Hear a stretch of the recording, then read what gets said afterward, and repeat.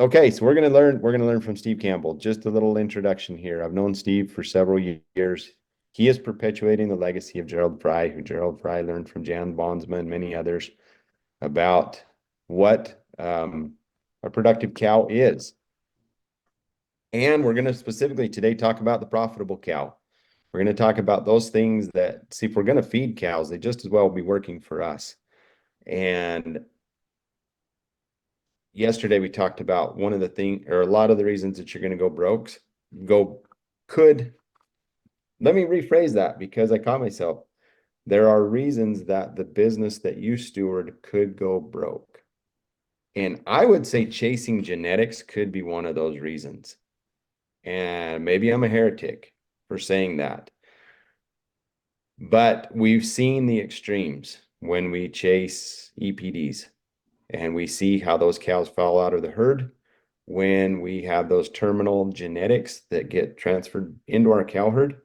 And then when they get stressed in a drought situation, for example, we've been through that.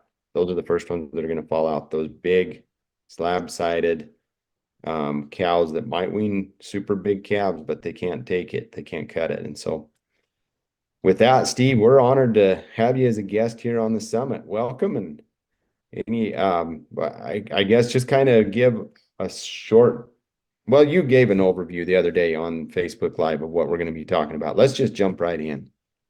Well, thank you very much. I'm honored to be here.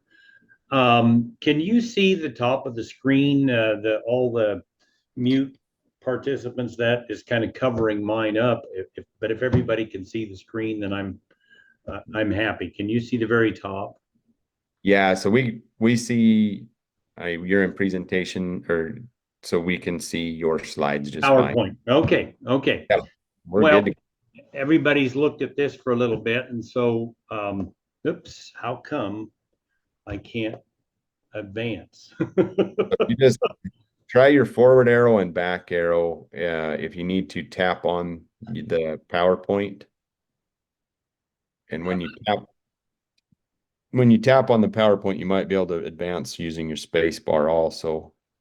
Oh, there we go. That's what I wanted to say from what you started yesterday morning, Putting an Old Head on Young Shoulders by Chip Hines. He's written about 3 books, but I have made a lot of mistakes, and that's cost me a lot of money. And so hopefully with what I share here today, will be, I can save you some money by not going down the same rabbit holes that I went down. Just a second here. Okay. Anyway, the first time I ever worked with Gerald Fry was in 2007, and day one we visually sorted. It's like we kind of knew what to look for. We looked through 1,400 cows. It was a long day, and we thought there were 275 that might work for this meat program. And the next 2 days we linear measured and ultrasounded those, and 50 fell out. And anyway, the owner couldn't worm them or put any needles in them for this meat program. And so they ran them in 2 separate herds, equal amount of forage for each of them. And the owner called Gerald up about 3.5 months later and said, I just sold 900 of those cows you didn't like, because I could see all they were going to do is cost me a lot of money for the rest of their life.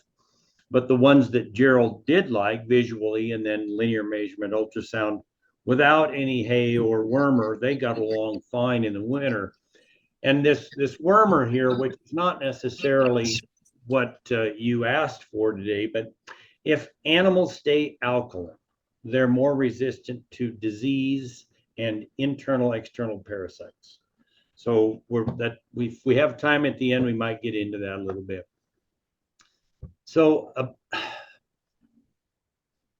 the solo cup cow, the cow's head is over here. Sex hormones shut off long bone growth. So taller cows in any breed are less fertile than shorter cows. But on the cow, estrogen shuts off long bone growth in the front end first.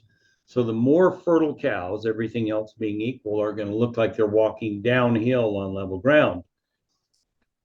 Bulls testosterone shuts off long bone growth in the back end first. So more fertile bulls will look like they're walking uphill on level ground.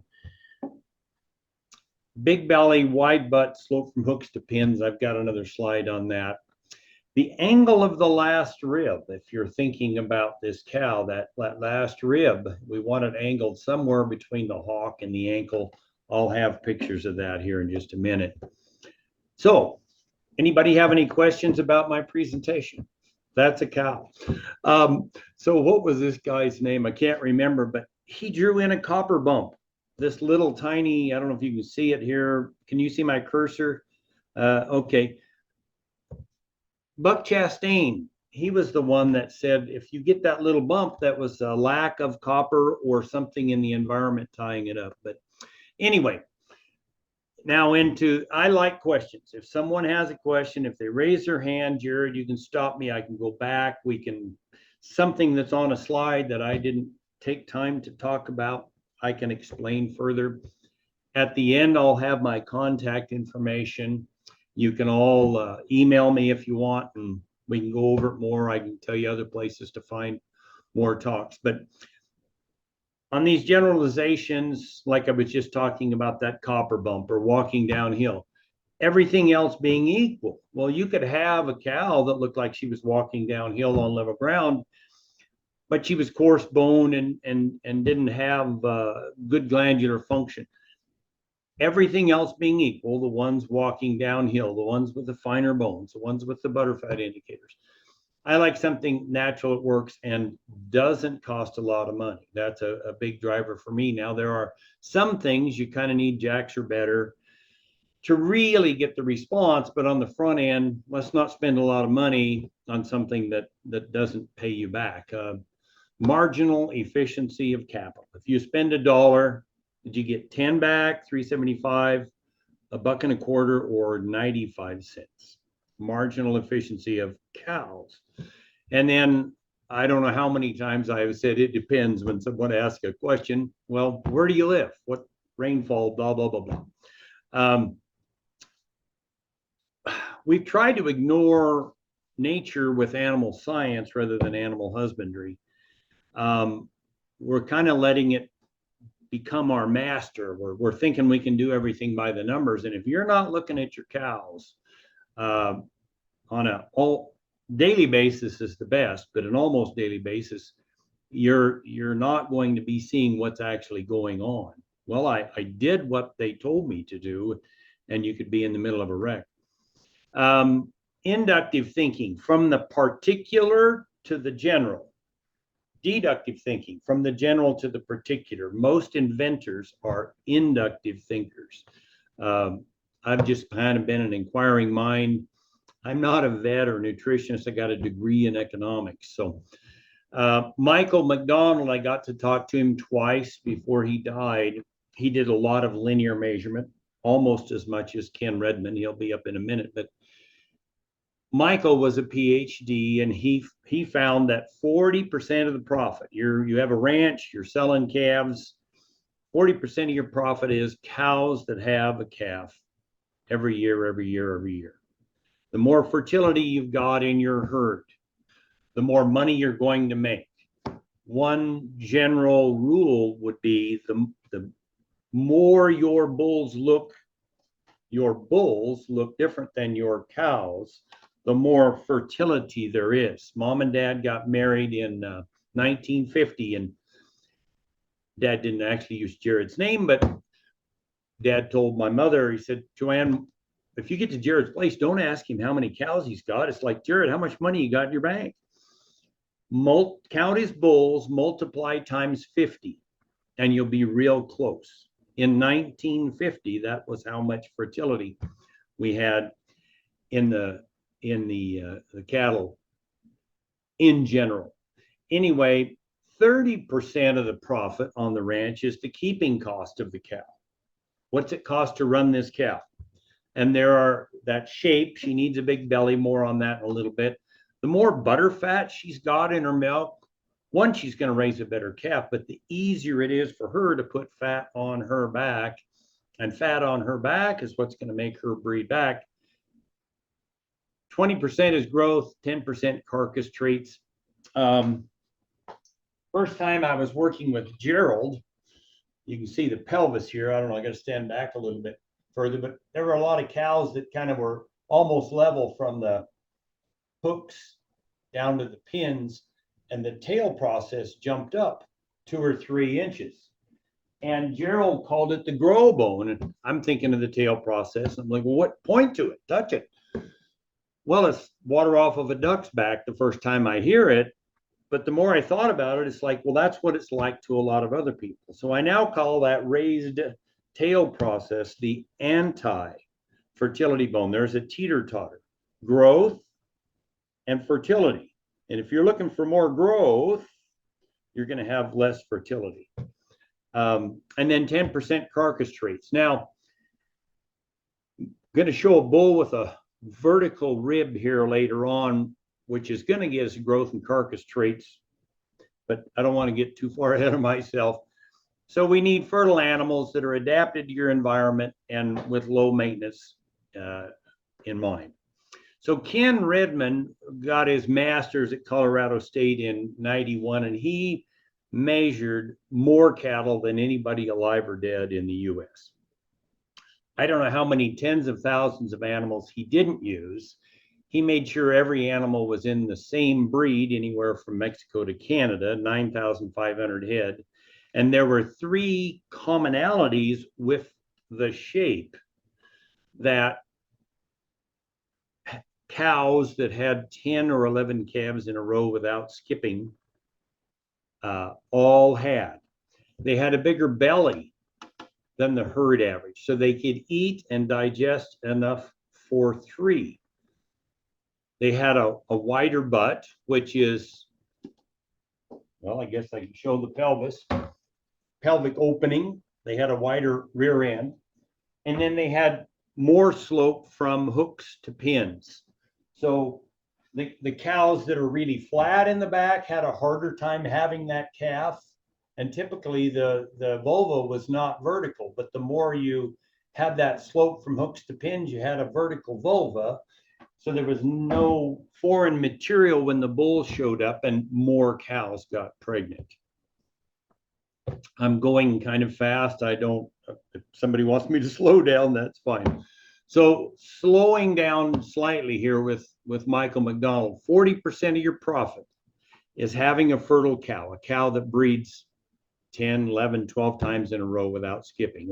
That 9,500 head, he was talking about the 3 commonalities of cows that had 10 or 11 calves in a row without skipping. Big belly, wide butt, slope from hooks to pins. So first calf heifers, 3 or 4 times more likely to have calving difficulties. In the spring of the year, there's always a time when the potassium level is the highest in the grass. It just comes up real fast, and then it takes a long time to go out of the grass. It's Mother Nature's antifreeze, however, it's also helps prevent dystocia. So if you're calving in sync with nature on green grass, you're going to be pulling fewer calves. Now, if we've got the right slope and the right width to the pelvis, that helps tremendously. Well, animals that you had to pull a calf were 14% less likely to be seen in estrus, but the big deal was 16% lower breed back if you had to pull a calf. I don't know how many have AI'd, but if you've had your hand in there to one that you had to pull the calf out of, and then you're back in there, and you've got a hold of just a big mass of scar tissue, probably not going to breed back if you've had to pull that calf, but cesarean is the worst. So if we've got really narrow back ends, and then here's another one, but you can see here's the backbone right here, and the whole tail process, it's going up from the hooks up to the pins. You know, is she ever going to breed back? I have no clue. I don't know where I found that, but I thought it was interesting. Anyway, this is North Dakota State University. Jared wanted me to put some numbers to this, and I don't like doing numbers in a group, so I didn't do a lot, but I'm going to put some math in here at some point. This drawing, if you will, is out of Bonsma lectures, Jan Bonsma, and long bone growth, sex hormones shut off long bone growth. And that's all I'd ever heard until about the fourth time I was really studying this diagram. If you would think about, can you see my cursor, Jared? Nod your head if you can.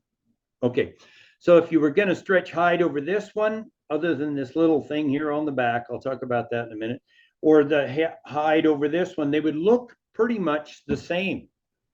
The hook bones are up level with the backbone in both cases. This is what Bonsma found there in South Africa.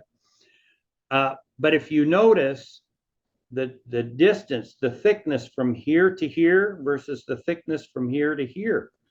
Well, looking at this pelvis, the further down in here we come with the big thick tail, the more of the pelvic opening we're taking. Give me 1 second, we'll get to more of that. So here's the slope from hooks to pins versus less slope from hooks to pins. The one on the left is probably about as good as we can expect in modern beef cattle. We're probably not going to get much better than that. He was showing a good one there in South Africa. But to me, it was fairly dramatic, this dotted line he drew across the bottom here. He was showing we get to use that much more. I would be arguing with the teacher today and saying, I think you should have put the I think you should have put the dotted line up here. We don't get to use this upper portion because this tail, this thick tail is taking up the room. When I was a 15-year-old, 13-year-old, someone told me, or what I think they told me, was a broom-tailed cow is more fertile than one with a big tail. With a small, I thought it was, no, what I heard was a broom-tailed cow is more fertile. And I was thinking the switch, the part that's moving the stuff on the kitchen floor. They probably said a broom handle, small diameter, a broom handle tailed cow. Well, fine bones go with butterfat, go with fertility. And then here in this case, we've got more room to get the calf out. So do you ever get any of your cows to fill out the chart for you, Jared, or do you kind of have to figure that one out on your own? Okay, so and questions. I mean, if somebody has a question. Anyway, Annabelle got his PhD, I believe, 1995 at New Mexico State, that I'm sure of, New Mexico State. And the average beef cow in the US at that time was digesting 55% of what she was ingesting. The rest was going out the back. Well, then he heard Gerald Fry talk, went back and looked at his data and found some cows were digesting 70% of what they were ingesting, and other cows were only digesting 40%, the reverse wedge cow. She has no guts, walking uphill. I was in Ohio, a fellow had a kind of a hodgepodge of cattle he put together, and he was grass finishing. This is 10, 12 years ago. And I said, well, I think these are your best cows. These will work till you can replace them. But these three Herefords, so they were the reverse wedge, the heads over here. I said, you're just never going to make any money on those. I would just sell those rather than waste any money. Well, when I was there, he was still feeding round bales in a feeder. It was muddy. And he drops me off the next morning. And when I got to my first stop get off the plane, you turn your phone on, and here's a message. He said, you know, I've been thinking about those three Herefords. And then again, the ones with no guts. He said, all the other cattle, they'll eat for 2 or 3 hours, go get a drink of water, eat a little more, they'll lay down there, chew their cud. All the other cattle, the ones with with some guts, a big rumen. It's kind of counterintuitive that cow that weighs more is a better digester than the one that weighs less. Excuse me. Anyway, he said those Herefords, they get up in the morning and they eat all day long. They never lay down. They just sit there and they eat. They're going to the sale barn on Monday.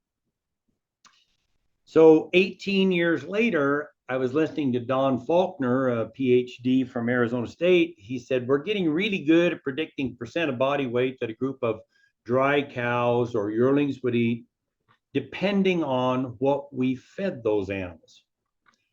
But what we can't tell you is what individuals in each of those groups are eating. Some animals are eating twice as much as others. Well, if they were averaging 3%, that means some were eating 4% of their body weight, the cow with no guts, and some were eating 2% of their body weight. Well, we all look at that 55% or a mature cow eats 2.5% of her body weight. Well, you listen to Don Faulkner, my right foot is in a block of ice and my left foot's in boiling water. My average temperature is 120. Jared got it. Okay. So then 40% of the difference in profit is fertility. And if you only wanted to take two measurements, it would be how much wider, and of course you're going down to the stifle muscle, it would be how much wider the rump was than its length. The only heifer I ever measured that was 5 inches wider than she was long, and it wasn't because she had a short rump. You want 2.5 inches wider or more. But the only one that I ever measured that was 5 inches, when she had her calf at 2, I came back from irrigating. I see the water out. I grabbed my breakfast to go up to the office so I can look down in the pasture where she was at, keep looking up. I see her lay down. I check the time. I see her start licking the calf off. I look at my watch. It was 7 minutes. First calf heifer. She's licking off her calf. Never got up or anything.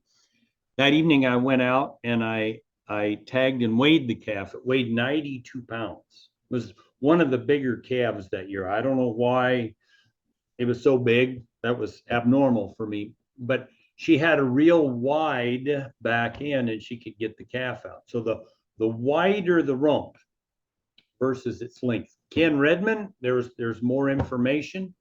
On that slide, Jared, where I mentioned Ken Redmond, his phone number's on there. And I don't know how you would. I give you permission to share all of these slides with anyone that wants him. Ken has measured more cattle than anyone around. Ken's got some health issues and may not be with us for a long time. So if you want to talk to the horse's mouth, that I would call Ken and ask him your cattle questions. So 30% is how much does it cost to run that cow? So when you're linear measuring a cow, here's the head. You measure from the pin bones to the pole, so the top line. The bigger the belly is, the bigger the flank, the easier keeping the cow. The smaller the flank versus the top line, the smaller the flank, the harder keeping the cow. The less of what she ingests, she's going to digest. She can't eat and digest enough for 3. Sometimes not even enough for 2, doesn't get bred the first time. Sometimes not even enough for 1, but everything else being equal, you get more of that wedge shape, you're going to get more cows pregnant. I read every newsletter that Dick Diven had on his website before he died. And I think I sent you that Word document early this morning. And so if anybody wants that, it was the highlights, the 5 or 10% of what he said in that newsletter I thought was important. to me with my filter. And there's about 20 pages of just, I thought, fairly interesting stuff from Dick Diven. He's dead now. So Don Faulkner, some are consuming half as much as others.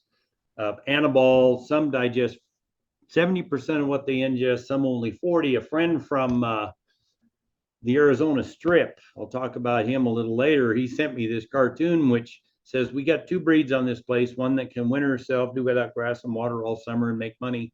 The other we tip our hat to and lose our shirts. And so this is a South Pole cow in Paris, Texas. So that's kind of northeast Texas. You can really see how downhill she, well, I think, yeah, you can see how, what I'm trying to get, the wedge look to a cow. She's getting taller as she goes back. Estrogen shut off, long bone growth in the front end, a very fertile cow. Of course, good hair coat, shiny, slick. This slope here from hooks down to pins, this slope on this side, a broom handle tail. I mean, she's got some pizzazz for where she lives. One question there, Yes. Steve, fits in right here. When can you start linear measuring your heifers? At what age? Oh, I measured a lot of them at 8 to 9 months of age, and 75 to 80%, you know, it worked. I cheated. I don't have the particular graph in here. I cheated a little bit. They grow really tall for a while and then they slow down on height growth, but early on they grow really high. So I found that if I took an inch off of their height, and their height, you were always taking rump height back here, and you know, somebody can talk to me, call me if you want more of that. And then if I added 1 inch to the heart girth, because that was another thing on that graph that they started gaining was heart girth. But if you want to just look at calves, the day they're born, are they flat across the top of the shoulder blades, and are the hook bones up level with the backbone, and their legs are set out on the corners? Okay. You can see the sorry, we're getting a little deeper here. The width of the muzzle is approximately equal to the width of the pin bones, right here and here. This one's broke off. So the wider muzzled, the not quite so long, skinny nosed animals are going to have a wider pelvis. You look at the head and how long it is, we're going to have a fairly narrow pelvis. You've got a not too short. A bull's head should be twice as long as it is wide. A cow's head should be twice as long as it is wide, plus 1 to 2 inches. I see a lot of cows with 3.5 inch longer faces than they are wide. We're off in the weeds there. But when they're born, you can see some stuff. When they're 3 months of age, you're going to see that, do they have enough depth for your environment? That varies. This bottom line here, the more acres it takes to run a cow, this bottom line is, this bottom line is going to move down closer to the ground. We've got to have more capacity. The fewer acres it takes, that line is going to move up, but it still has that slope. All right. So she's walking downhill, a bigger gut, the wider rear end. But you can start measuring in 8 to 9 months. The numbers are more accurate if you wait until they're a year of age. Okay, to answer the question. So if we're doing the 55% efficiency, I just pulled a number out of the air. They're going to eat $454.54 worth of hay and grass to get through a year.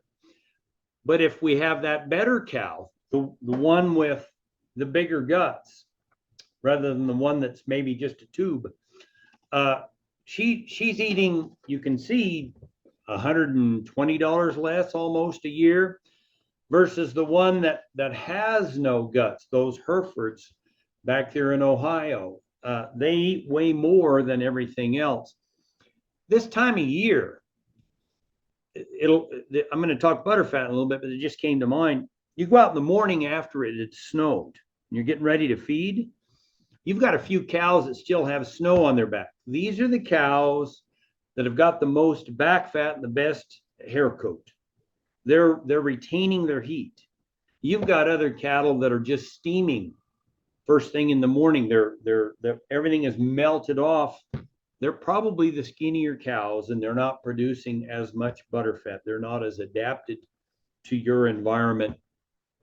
Times 10 years in your herd. So we breed and develop for body condition, or we have to feed for it. Well, taller, longer, smaller gutted cows, you have to feed for it. We've gotten very good at making steers that work well in a feedlot on grain, but we've created their sisters who need a lot of supplements to do well on grass. So if we can save just 5% on this 1,000-pound cow times the number of days in a year, we got a ton of feed. If you're figuring the hay and the grass at $75 a ton, we've got, at 5% savings, we've got $37,500 on 500 head. But if you can do 20% savings, well, do you have a herd that's 55% versus 70? I don't want to get too deep into the numbers, but people can kind of understand. Well, this can sound kind of bad, self-serving here.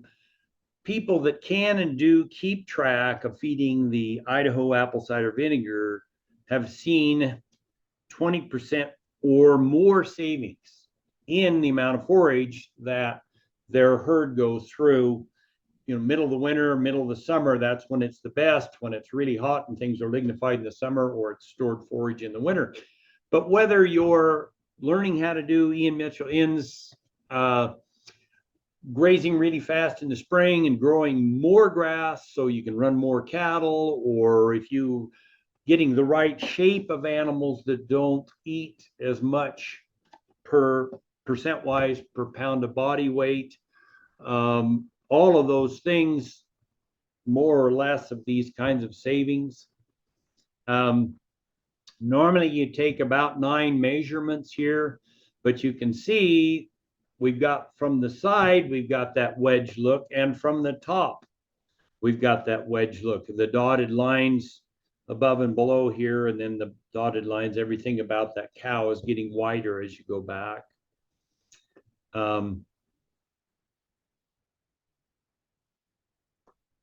So if we don't want to bring them to the squeeze chute to linear measure them, remember I was talking growth and carcass traits earlier. If you don't want to bring them to the squeeze chute, one thing I want you to see here before we get there is, you see the angle of this last rib? I got a dotted line. I'm going to take it away. Can you just see kind of this angle of this last rib here? Coming down, it's pointing just behind the prepuce. If it was on a bull, if it was pointed right at the prepuce, then he's going to give you, let's see, I better turn the cow around. Head's over here now, so we're the same way as the bull, I guess. We want a cow whose last rib is angled, making this bull a cow. We want that last rib angled back in here, somewhere between the hock and the ankle. Cows that have ribs that are too vertical tend to take better care of themselves and not their calf. Cows that are more angled back tend to take better care of their calf first. When I get to somebody's place and they've got some cows that always look good, the first thing I want to look at is, what is the angle of that last rib? I've seen a lot of boxcar cows that look really good, but they don't raise much of a calf look for that vertical rib. Anyway, what does that vertical rib in the bull give us? And think about what is it going to do in his sons, especially if you're a direct marketer. Volume of meat here. So a deep chest, as you take this rib that was angled back here and you straighten it up, it goes down as you straighten it up. It gives you more width between the front legs because those ribs are well, spring of rib, but with them, I don't know how to do it. It starts shoving those legs apart when those ribs are vertical like that. It gives you a U-shaped brisket. So there's, instead of a V on the bottom, I got to do it upside down, folks. Sorry. Instead of V on the bottom, there's a U. We've just moved those legs apart, and you get a U. If you were measuring around the heart girth right here behind the front legs, for each inch the chest goes down, you gain 2 inches of heart girth. Well, then as you go wider, you gain some more heart girth. The toes pointing straight forward instead of out. We want the toes straight forward. In a really masculine bull, they're going to be a little pigeon-toed. And then it doesn't drop off from the shoulder blade into the loin. We've got width up here between the top of the shoulder blades. You asked earlier about on a heifer, which would be different than a bull, but at a year of age on a bull, the width between the top of those shoulder blades is going to be somewhere between 3 to 8 inches. Rarely do you get to 8. Well, the thing that holds those top of those shoulder blades apart is the ribeye. You gain pounds of ribeye. You don't lose any ground beef. You change the steak to hamburger ratio when you get them really wide. And then you want the backbone level. The more the backbone of the cow sticks up above the top of the shoulder blades. So if how come I can't get this? If the backbone on a cow were up here and the shoulder blades down there, that's a higher maintenance cow. Well, you need a bull that's really flat to flatten her out to bring the maintenance cost of that cow down. In the 90s, in Nebraska, they measured 18,000-ish head steers through a feedlot. And one of the things they found was that for each inch, this heart girth measurement around here was a bigger number than from the pole to the pin. For each inch the heart girth was bigger, it was 37 more pounds of gain, and they ate 37 fewer pounds of grain to do it. Well, the more these ribs are vertical, the more you added all of these things to the front end of that animal. And so the sons of a bull like this do very well in a grass or a grain finishing situation. They might do too good in a grain finishing situation, and you get the yield grade 4 and 5. But this guy is going to give you daughters. I wish I'd put in another dotted line right now that angles back more, so everything on the back end of that cow is wider. Well, what meat cuts you gain on the front end of the bull or sons, steers, you're going to gain in the back end, different cuts on the cow. So you're really not losing growth or carcass traits like the feedlot would have you believe. I hope that I kind of got that. So if you're just a calf producer, you remember 40% of your profit is having a calf every year, and 30% is what's it cost to run. But if you decide to direct market, there's a whole bunch more of this circle that you get to capture for yourself. And as we heard earlier, are we going to be a price taker or a price maker? Well, if you start direct marketing, you're going to start being a price maker. So if you find that your cow herd, you measured the whole herd and that they were a 2-inch minus in heart girth, you go, well, I need more heart girth, so I'm going to go and find me a bull that's a 4-inch plus in heart girth. Well, a 4-inch plus here and a 2-inch minus, we should have a 1-inch plus offspring. Okay. The middle, we I guess, Jared, did that work, or do I need to explain that a different way? Just nod your head, yes, no. Maybe try one more time, and then Okay, we so if got we've about got 15 minutes. I'm going to say it a slightly different way. If we've got the average heart girth of our cows is 2 inches smaller than their top line. Okay, so we measured around the heart girth, we measured the top line, and it was a -2. If we went and found a bull that was 4 inches bigger, he's a +2. Well, then the offspring should be a 0. They should equal the top, and the heart girth and the top line should equal each other. There, that's a little bit more straightforward than what I was just saying. Yeah, got it. In 15 minutes, Steve. Okay, so we're going to breed these cows. We're going to get a number of calves. We're going to keep some replacements, 74 pounds of extra meat on that animal. We got 6,600. The hanging weight, I put 55 in there. On a grass finishing deal, that's, yeah, kind of somewhere in there, 55, 57. At grain finish, they're going to be a higher percent live to dead. But anyway, we've got all this extra meat. We for each inch in my math on that slide, we got 3,500 more pounds. So linear measuring, the 2 is the small number. They didn't have a lot of volume versus a 4.5. We had a lot of heart girth, that sort of thing. They eat less. They're finished in a shorter time. I mean, that's just what can we do with getting more efficient animals. I'm going to just skip past. Okay, any questions on the solo cup cow? Want to get into something else? Anybody raise their hand here on anything? There was a question here that we may not have addressed specifically. Is there a point when milk production is too much and impacts breed back ability? Absolutely. Yeah, and I'm not for milk. I'm for butterfat, which I was just going to get into. Butterfat is actually almost more than free, where milk costs a lot.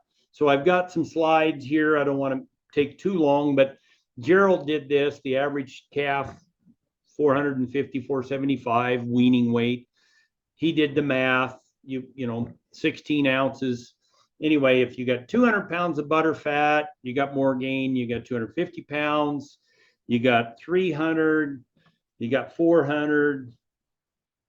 We're gaining more every day. Weaning weight gets higher. I just went back to where I could find something without calving earlier in the year. If you've got more butter fat in your herd, you're going to wind up with a larger calf. Maybe I went too far in the extremes.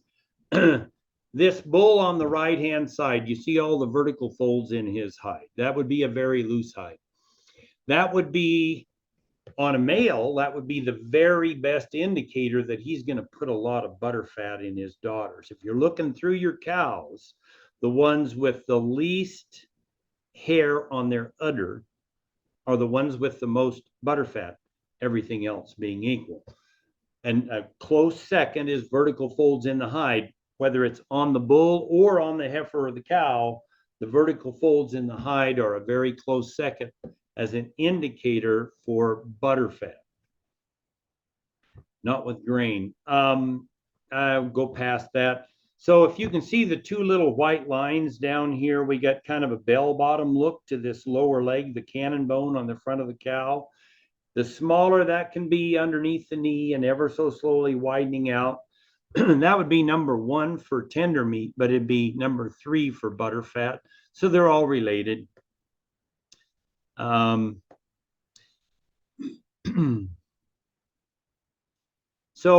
when to calve, I think I'm going to skip past this. in the spring. We're not trying to use stored forage to produce milk or butter fat. Remember I said potassium in that spring grass helped prevent dystocia, and how much less we were in pulling calves. So I was talking to a fellow in Cody, Wyoming, who did a lot of embryology work, and he said he was getting his own little theory about when to put the bulls in, and that's when native grasses, not something you'd introduce, but native grasses in your area, when they were going to seed, that was the time that everybody would be the most fertile. And I'm thinking, oh, we need manganese for reproduction. Okay, we're getting some seed heads here. So if you're calving in sync with nature, that puts you breeding in sync with nature. And then if we can just wean in sync with nature. So this is out of a book, Factors Affecting Calf Crop. Jared, I think you have a copy of this, but I will send you a copy. If anybody wants this book, there's a PDF of it.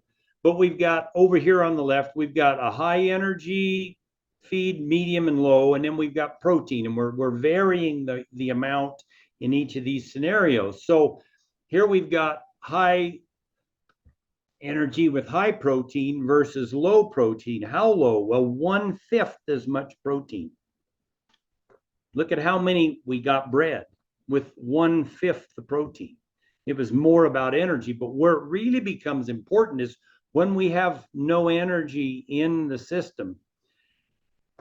It's the only place, if we didn't add any protein, it's the only place where we got cattle pregnant. If you know something about a cow, this is the best book I've ever read. If you already know something about a cow, there's 14 or 15 different authors. So I'm going to go past that. So May, June calving, you get more calves, less sickness. Yeah, don't want to do that. Ian Mitchell ends that wiping the dust off the solar collector.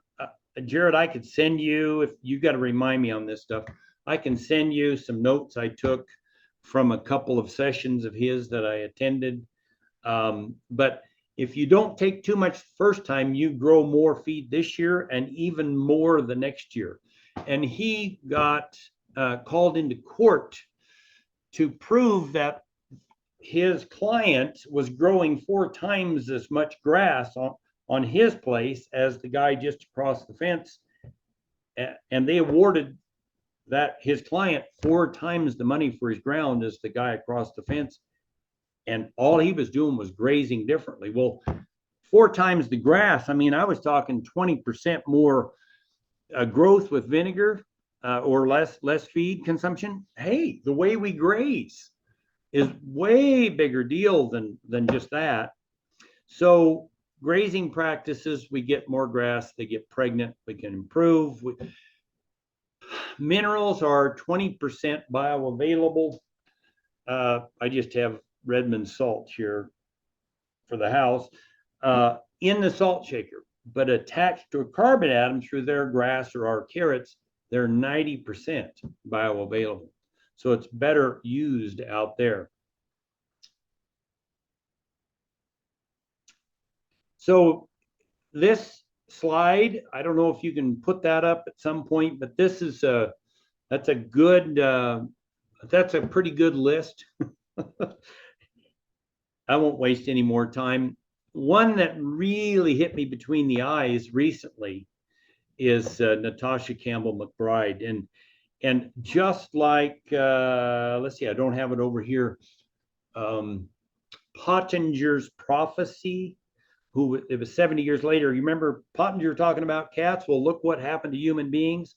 Well, Natasha Campbell McBride gets in a whole lot more depth about what we eat, what our cows eat, and how that affects, good or bad, how we're going to turn out. Where are we at on time, Jared? We got any more questions here? Yeah. Yeah. So there are a lot of questions here, Okay, but let's just do that for a minute then. So we can do that. The main one is everybody's asking, can we get a copy of the slides? So what we're going to try to do We'll post those under your picture on that thank you page. Is that what they call it? Or the bonus page, I guess it is. Okay. The other thing that we need to do, because I think you said you have to jump off right away, right? I do. A family issue. I got to go.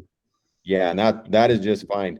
But yeah, because I will say on our YouTube channel, which I think if you search for the Profitable Steward, a couple years ago we had Steve on and he talked more on the human health side and how it relates to what we eat. And so there were some issues there about using Redmond clay as a detox, apple cider vinegar. We've touched on those things. And so, Jared, if I may, on my website, let me just go to the end here. We'll get there.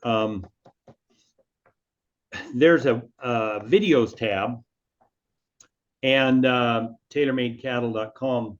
There's a videos tab, and there's 10 or 12 different recordings, 3 or 4 of solo cup cow, 3 or 4 about minerals, toxins, epigenetics. So if you want to hear more, some are audio, some are Zoom calls like this. If you want to hear more of this, I don't know how many hours there would be there. Yeah. Yeah. Okay. So that's very good. And then And just, I'm happy to share any of this. I'll get you a copy of that book, Factors Affecting Calf Crop. So anyone that wants it can get it from you, or you can put it in your show notes or however you do that. okay. Yep. Okay. That'll be great.